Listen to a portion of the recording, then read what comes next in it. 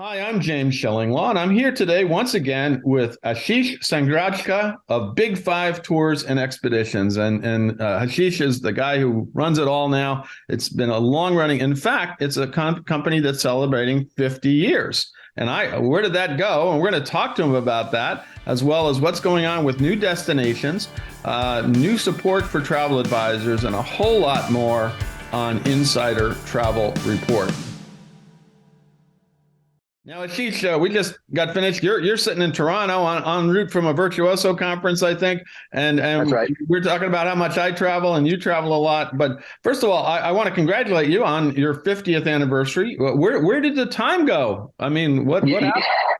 I'm wondering the same thing. My father and I were talking about this the other day, just going, it was 5 decades ago. How did it go? And we were actually talking about, moments of struggle, right? Right. Moments of when did it feel like it wasn't going to happen? What are the moments when it felt like it wasn't going to happen?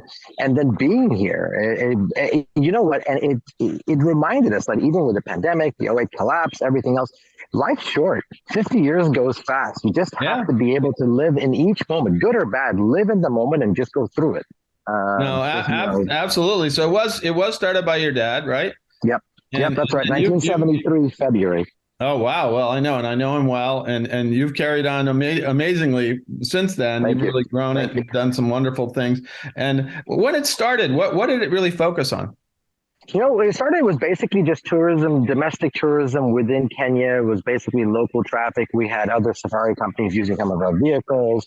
We had, just people coming in. In fact, one of the things I remember, I was talking to my father about our very first guest, and he was talking about just how nervous he was and just what it was like and also the dynamics of it. But it was, you remember, where it started. My father used to work at the hotel, in the hotel business in Nairobi Right. before this, right? So he was a front desk manager, and he was talking about this shift and where it came from.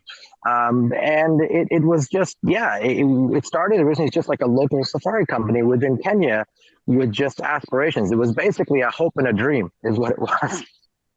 So you started with Kenya, and Yep. how did it grow after that? Because I know you offer so many more destinations now, and I always lose track of how many. We are just talking about Peru, and Yeah. we'll talk about Peru in a bit. But man, I was like, you sell Peru too, and you said yeah, of course, and I'm like, oh, because then you expanded obviously into South America. Yep. You're in India. You're in India, which is Yep. but Yep. talk a little bit about how that transpired, about how you grew the company and also expanded the destinations that you offer.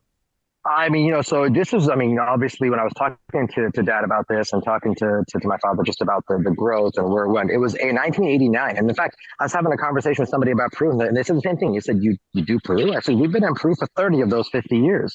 Right. Since 1989. In fact, we had a company called Big Five Expeditions. When we came to the U.S. from Kenya, it was Big Five Tours, and it was Big Five Expeditions. It was two separate companies, and that ended up merging into one. So that was where the South America product was born.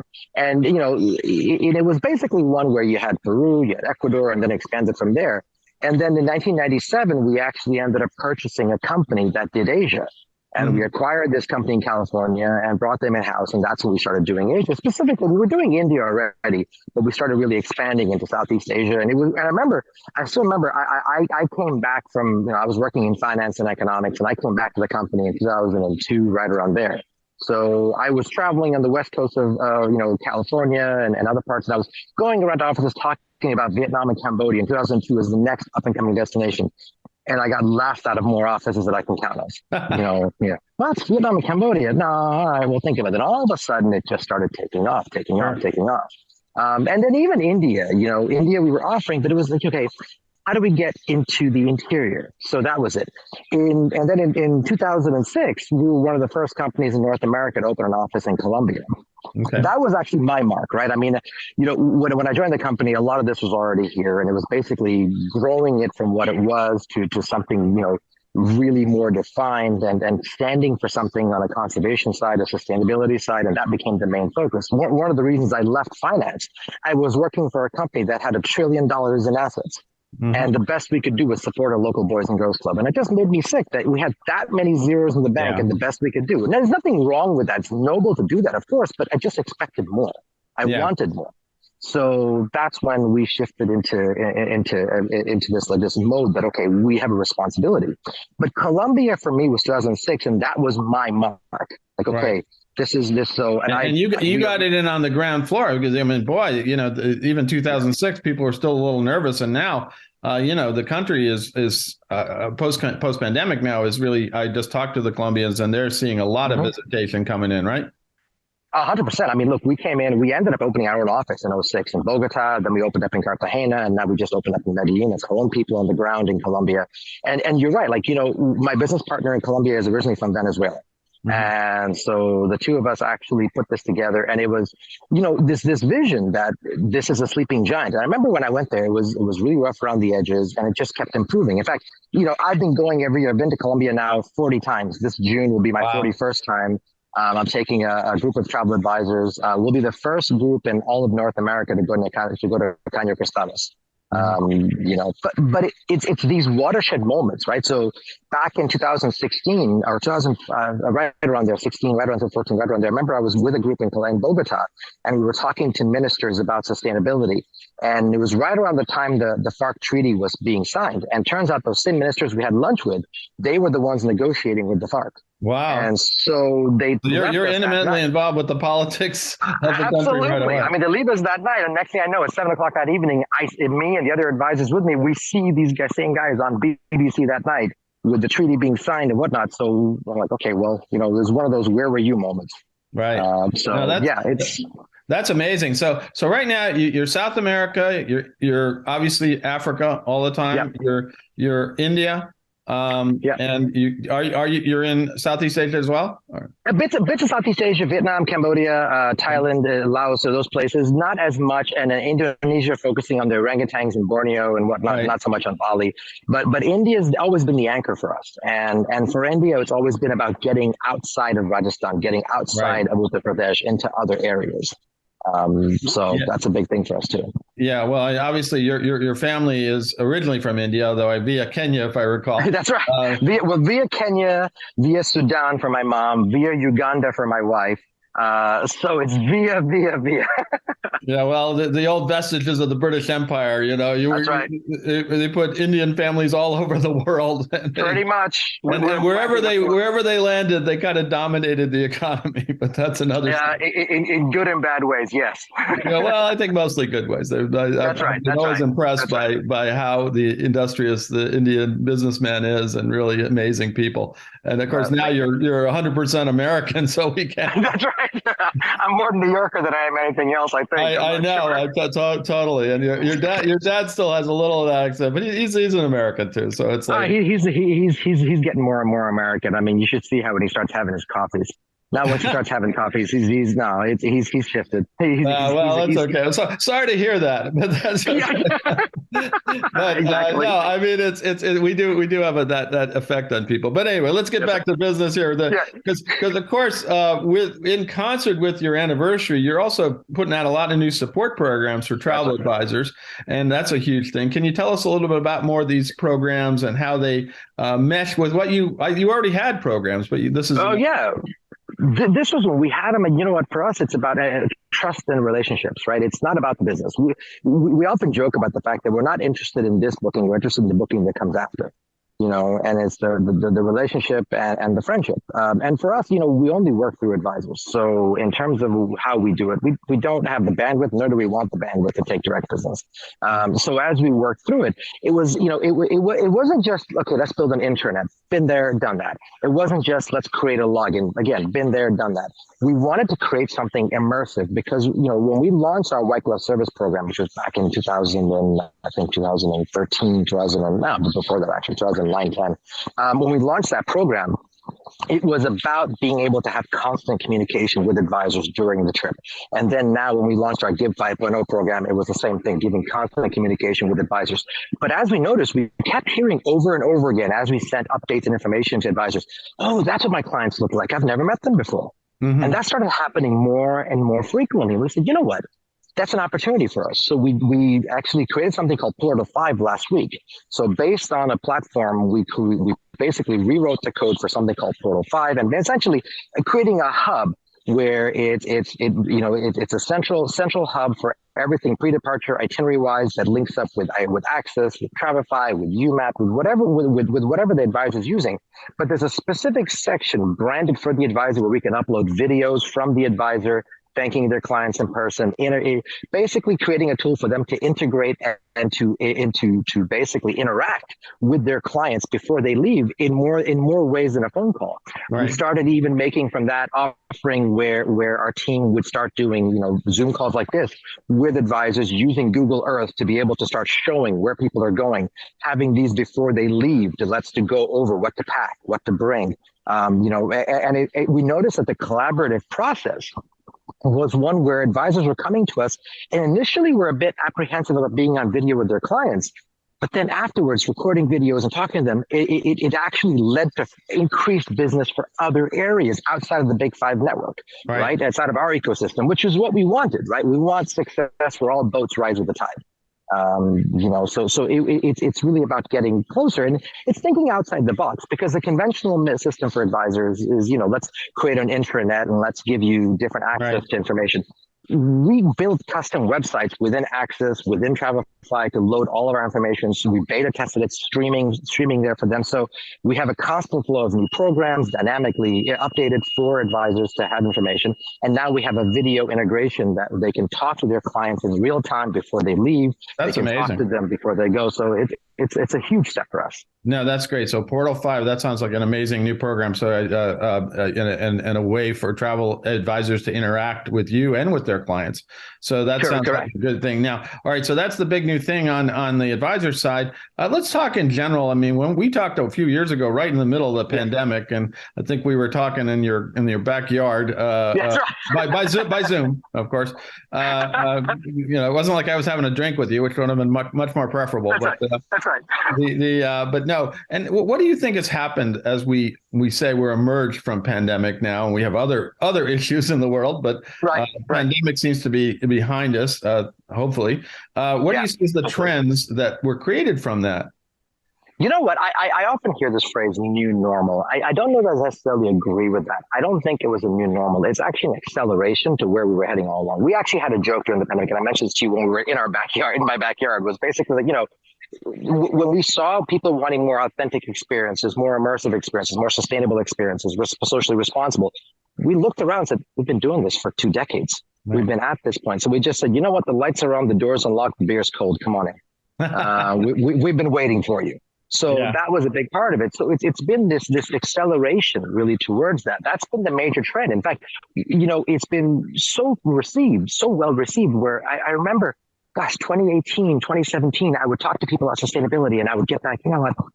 My clients don't really care about that. They're not really. I don't hear that anymore at all. No. Now, quite the opposite. Now it's, hey, I need something that actually has, it's immersive, it's authentic, it's socially responsible. Fantastic. Let's get the ball rolling.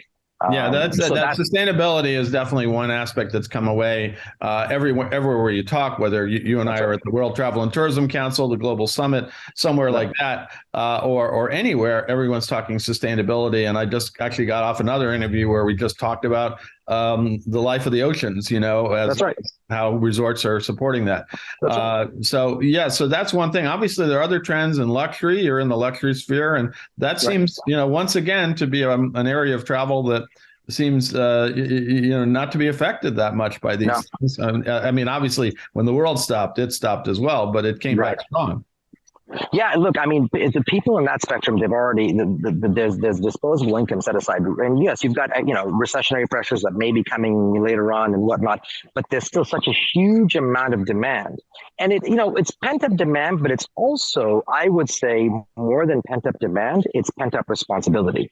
And what I mean by that is that, when you take a look back at 2008, you take a look back after 2011, you take a look back at, any kind of calamity, even Ebola in 2014. Take a look at that. Right.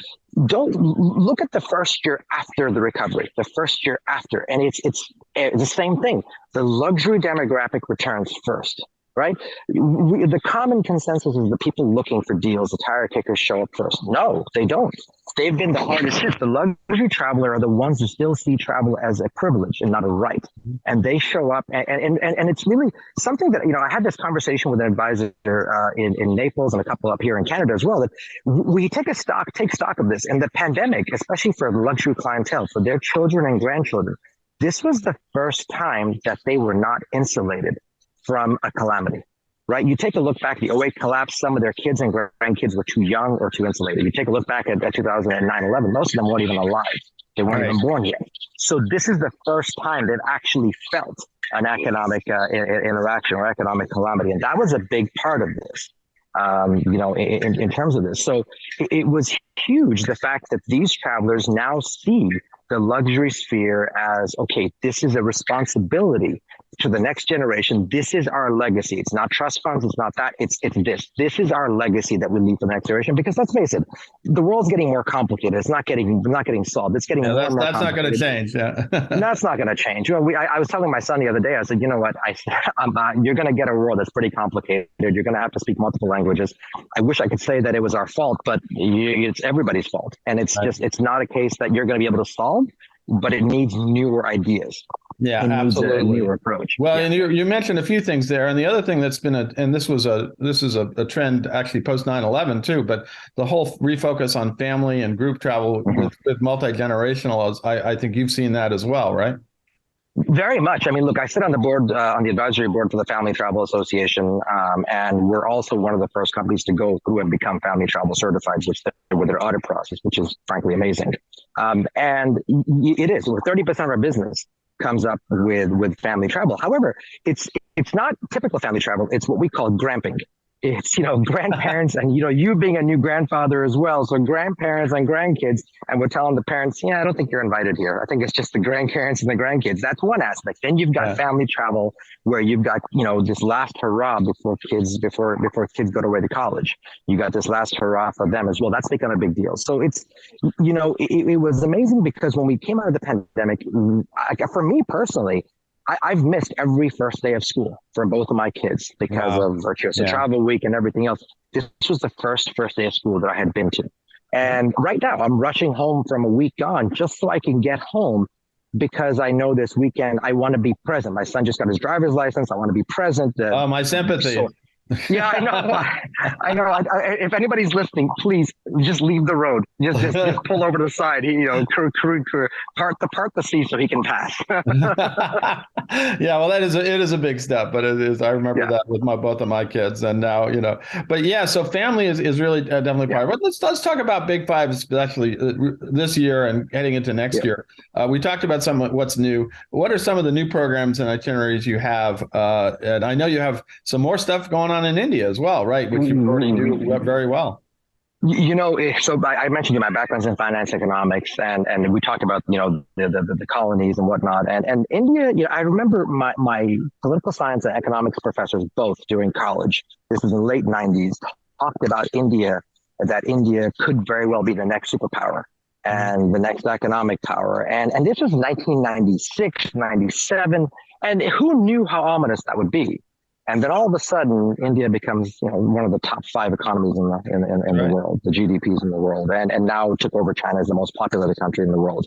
And now you start seeing about different things they're doing with currencies and how they're trying to create. In fact, right now, they're one of the first countries in the world to create a centralized digital currency for themselves. So economically, we see this passing. Now, the thing is, at the height of India's peak, let's say even at the height, but at the most point, tourism in India hasn't made up a large chunk of their economy like it has in Kenya or in Peru, 7% in 2019.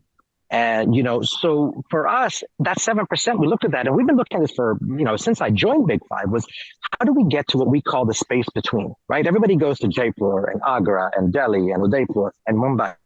But what about the space between? What about the small places in between those areas? What about the other areas outside? How do we bring tourism to other parts like Bangalore and Mysore, the Nagarholi Forest, to Hampi, going out to the Bengali side, going out to Kolkata, going out to the tea leaves, the tea estates, and everything else, up near Darjeeling, and start looking at that and saying, look, there's so much more to India than just the Taj Mahal and the Mughals and Rajasthan.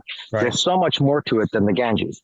And we're never going to be able to make tourism a stronger part of the equation, which honestly it needs to be, right? Because when you look at any country, take Colombia, for example, India is the same boat. One of the biggest things people talk about, the stereotype of India is there's so much poverty, right? With over 1 billion people, there's so much poverty. And we saw it in our stats, right? 50% of the people who repeat to India with a second time never wanted to go in the first place. And when we asked them what's the number one reason for not going, oh, there's so much poverty. But then they got there, and I remember I was having conversations with the tourist board. I was having conversations with friends of mine who work in the ministry, and they were tracking a growing middle class at that point, working in IT and then working in tourism through cell phone use. Now they're tracking it, buying cell phone. Now they're tracking it through car purchases. So when you look at countries like Colombia, countries like Peru, countries that are emerging from, with tourism, the ones where tourism is somewhat new and growing, that becomes one of the biggest drivers for a growing middle class. It actually helps bridge the gap between the ultra rich and the ultra poor. So India is no different, right? India has one of the strongest economy, but you still have a wide gap between the haves and have-nots. Yeah. And so for us, it was about getting beyond Rajasthan, getting beyond Uttar Pradesh, getting into other parts of India, and creating programs that go to remote areas, which is our signature. It's what we're known for, is getting off the beaten track. We call our trips Travel 2.0, right? Or Travel 3.0 even, if you will. It's about getting so far off the beaten track and actually bringing tourism to these equations to preserve the way of life of some of these other communities and some of these other indigenous people in different parts of India. Yeah, so obviously India has been a major focus for you, as well as your other destinations. We talked about Colombia and Peru. Let's talk a little bit about something you just did mention. How does Big Five, and you have a long history of this, and so maybe it's going to be a long answer, but how does Big Five give back to the communities and destinations that it visits? How does it help its guests to give back? I mean, because you were basically convincing your guests that this is something they need to do and will be interested in doing them. And so what are the kind of responsible travel initiatives that Big Five has launched just in the past few years? Oh, for sure. Look, I mean, our foundation has been around, for, almost approaching 20 plus years now. And we've always been involved. I mean, it started, one of the stories we told about my father when we first started Big Five was about him trying to get people to stop smoking on safari with other safari companies. It's still a work in progress, but it was there. But when you start looking at this, we wanted to be able to have impact and have impact in different ways. When the United Nations came out with the sustainable initiatives and the roadmap, if you will, right, in terms of in 2017 of, okay, these are the 17 separate buckets. This is they pretty much wrote the blueprint on what sustainable tourism is supposed to be, and they clearly defined it for the world. We took that approach in 2017 and said, all right, how do we make this more powerful? How do we make this the point where we're actually not just giving back to say, let's go feed hungry children or let's go give back here, but something more meaningful. So we started asking questions in every country we visited, said, all right, what's your biggest socioeconomic issue and how do we help solve it for you? What do we do to help solve it for you? And that became a big part of who we are and what we do. So, we started looking. And so, for example, in Guatemala, we found the leading cause of death was, among women and children was lack of clean drinking water and carcinogens. So we started basically putting stuff together there where we're deploying clean water filters made from clay pots that actually are made from local artisans. And the way they're designed, it creates a clean water filter for 2 years. And each filter supplies clean water for 24 children. So that becomes a big part of it as well in terms of what we do. The other thing that we focused on was getting into Peru, for example. In Peru, we partnered up with a local NGO where we were basically trying to figure out how to support women and micro entrepreneurship among women through weaving, textiles, and whatnot. So we found meaningful ways. And then we said, okay, rather than just telling clients, look, here's how you can give back, we already knew our trips give back a portion of proceeds to every project. But we said, rather than having 50 projects, let's have a system. So in each country, we have small projects that we start grooming to see when they're ready to become a foundation project. Then we make them into a foundation project. So we've got, for example, 2 projects in Peru. The one was, for example, the women micro entrepreneurship project. Right. We have another project right now, which is a big thing for us, is actually deploying mini robots that called Tippy the robot. Oh, I think you put out a release about this one. I thought it was very interesting. I just deployed when I saw it for myself. I was in Peru 2 weeks ago with my family, and I saw it for myself, this first one, because I met this teacher, Walter, Velasquez, he lost his job as a teacher. He was in Huancavelica during the pandemic. He couldn't just go virtual because nobody has internet. So he was designing robots that are programmed in 27 different languages in a full school curriculum to deploy out to communities that have no internet to be able to keep these kids out of human trafficking, drug trafficking, mercury mining, and say, let's engage them in their language, meet them where they are. So we deployed one and we tried something new where we deployed them in a school in Lima to say this school has internet. And we saw how these kids interacted, and it was like the fourth wall came down. So that was a project. And then we have the school in Tanzania as well that's supporting 300 Maasai communities with the school that's there. So we took that. Now you fast forward to 2018. So 2018 is when those bombings happened in Sri Lanka. Right. And when that happened, and we started saying, wait a second, every foundation and every project every company has is prone to geopolitical issues. So if tourism in that destination goes down, the project suffers. How do we fix that? That's when, and I saw you at ILTM when we talked about this, that's when Give 5.0 was born. So we created an algorithm that actually allows us to kind of figure out when your clients are traveling, with advisors clients travel, kind of figure out what the clients are into, and then picking a project that fits that mold or aligning it. And then the trip is now aligned and supporting a project that aligns the interests versus geographical taste. So you, for example, you could be traveling in Colombia with us. And if you have an affinity towards education, your trip is supporting our school in Tanzania. Right. If you're traveling in South Africa and you have an affinity towards community development, and we notice that technology is something good for you, now you're supporting the robot project in Peru. So it helped completely eliminate the geopolitical curve and the geopolitical influence into philanthropic efforts. So that's to us, it's the central part of who we are as a company. And it's in our DNA. We tell advisors that if clients don't believe in sustainability, it's okay. We're not the right fit then. Yeah, no, well, I mean, one of the things about, and you're talking about it, you were kind of aligning the interests of your customers, your clients, the advisors' clients to what you can offer. And actually, that's the great experience. I mean, luxury, right. We say luxury is all about experience for years, right. And you're giving them an experience that they can't really duplicate anywhere. That's right. And for us, the big thing with the sustainability is transparency. I believe in zero-sum accounting. So that means basically twofold. What happens if it goes completely down to nothing? What happens if it becomes a poverty alleviation project? One of the biggest issues any foundation deals with and any sustainable effort deals with is corruption. Being honest and transparent about that as well and showcasing that. But then also when advisors and the travelers come with us, being able to make them part of the equation. For example, one of the projects we have in Colombia right now that we haven't made a foundation project, but one we've been doing for the longest time is trying to become completely self-neutralized or zero footprint carbon neutral in Colombia by planting red mangroves on the islands around Cartagena. These are the same islands that we were helping to feed the fishermen during the pandemic. Now we're helping to preserve the ecosystem and basically measuring out how many mangroves you have to plant. So every guest that goes out in a catamaran with us, we're replanting 20, 30 red mangroves that we have basically washed ashore that we're putting back into the ground. Wow. And we're making them part of the equation. In terms of that. Yeah. Now, I want to move ahead and talk about something we've just talked about with Peru. Obviously, we've had a few months back of some protests in the streets. There's political upheavals. What's the status now of Peru from your perspective? I mean, you're offering trips now, and are people going? And what do you want to say about the safety factor there? Yeah, look, I was just there 2 weeks ago with my family. With my wife, with my kids. I've been there, more times than I can count. We actually, my wife and I went, and my kids, we went 2018. My wife never got to see Machu Picchu because we were in a bit of a train fender going up to Machu Picchu. So we never got there. So it was like, okay, let's go back. So we just went 2 weeks ago because I wanted to show people that it was there. It was my son's 16th birthday. We took him paragliding on his 16th birthday, and I went with him to show him that his old man can still do it. So I went with him. You're very brave. I couldn't let this guy show me up. So we went there.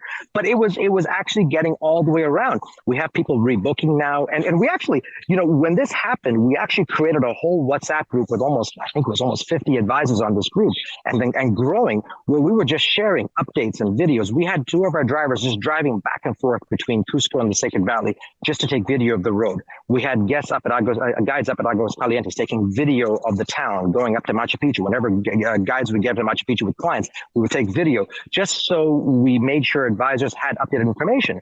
Then when I went, we did a three-part dispatch, and we were sharing these videos with advisors and putting it out to the community. Say, look, here it is. Peru is safe. Here's the case. We were interviewing people, so it is still very much the case. It's open. It is running. We have people who are there right now. We have people who just got back. People who are going, and yeah, they're booking it in. The business is definitely moving. When I was at Machu Picchu that day, it was again 2 weeks ago, 3 weeks ago, 1,500 people registered. Wow. On that day to visit Machu Picchu. And I remember, and I said this in our dispatch as well, but our guide, Chris, our guide who I traveled with there, he looks around, he goes, there's a lot of gringos here. The gringos are back, right? I looked around, and sure enough, and I heard American accents, I heard European accents. I mean, it wasn't domestic traffic only; it was international. So even more so now.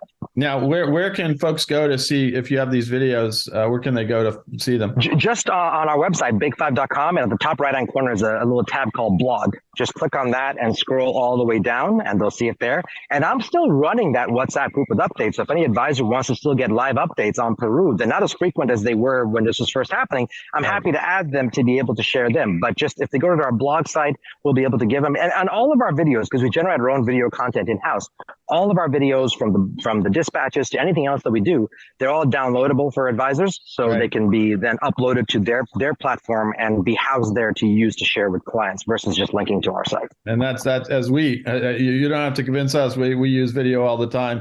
Absolutely. How important it is to, in our case, talk to the people that matter out in the travel world. That's right. Like yourself. That's right. Now, we're sort of at the end here. I just wanted to give you an opportunity to tell our 113,000 travel advisors and growing about Big Five on this 50th anniversary. Again, congratulations to you. Thank you. To your dad. Thank you. And maybe to your son at some point if he decides he likes this life, you know. He wants to be an aerospace engineer. We told him as long as he changes the world for the better, that's all we care about. Well, that's what you can't force into anyone. But it is, as you found out, it's a very appealing career to be in travel and tourism. Maybe a little more interesting than finance, right? You know what? If finance, structured derivatives are nice, but after about a year or so, it's like, okay, enough. I need to do something more fun. I gotta get out of this cubicle. Enough math. I gotta get out of here. No, okay. So anything else you want to tell our advisors about Big Five this anniversary year? Just thank you. Just thank you. I mean, without them, we're not here. And I know advisors hear that from people a lot. You know, without you, we're not here. I need to tell them, you know, and I just shared this story. We're an open book when it comes to the struggle it took to get this company here. So I tell any advisor that if you want to hear the story about Big Five, don't call my father, call my mother. She's actually the backbone. She's the reason we're here. She's the one who told us to not give up when we were all ready to give up. Right. She's the one. And I mean, whether I was a child or involved in the business, in fact, she's the one that lured me back in when I was gone. I didn't want to be in tourism because I wanted my own shadow. I didn't want to be living the family shadow. She's the one who said, please, you need to just come check this out, and took a chance. And you know, when I think about all the different consortiums that work with us, it's thank you to them because they took a chance on us. I said this to Matthew and I said this to others as well. They took a chance on us when they didn't have to. Right. And, you know, and I said this back in 2014, and I'll say it again. You know, once they took a chance on us, we spent every day making sure that they never regret that choice. And we'll spend every day going forward, making sure they never regret that choice. So to them, I just say, thank you. That's really it. Well, fantastic. Now, once again, if you want to get more information about Big Five, I believe it's www.big5.com. You got it. Big5.com, all spelled out. And you can see that, and you can see all the access to the videos that we were talking about. I know you do a tremendous job. And if you get on Ashish's mailing list, you get a whole bunch of stuff all the time about what's going on in the world and the different programs you have. In addition to the usual, we have a new program to so-and-so, you're going to get a lot of stuff about sustainability and all the important stuff that really is becoming also more important today than ever before as we emerge from the pandemic. Ashish, it's been great to see you. We have to make one promise to each other that the next video we do will be live in person somewhere in the world. Yes. And whether it's on one of your trips, whether it's at a travel agency event, but the next one we do, and will hopefully be later this year, we're going to do this live in person. Absolutely. It's done. It's done. 100%. Zoom is great. So, virtual is great, but yeah, we need to do it in person. 100% right. Because Absolutely. we have a whole lot more fun when we're together. I know, and we would have more fun off camera. We'd just hang out for a bit. Well, like I did wish I was with you having a cold drink in your backyard that time when we were all stuck inside with COVID, right? That's right. That's right. You were recovering. I had a lawnmower going past me as I was talking to you on that as well. I remember that too. The strange days as we had. Anyway, absolutely right. Again, Ashish, thank you so much, and we will see you again soon. And have a safe flight back to Florida. And appreciate that. We'll talk soon. Absolutely. Talk soon. I'm James Shillinglaw, and this is Insider Travel Report.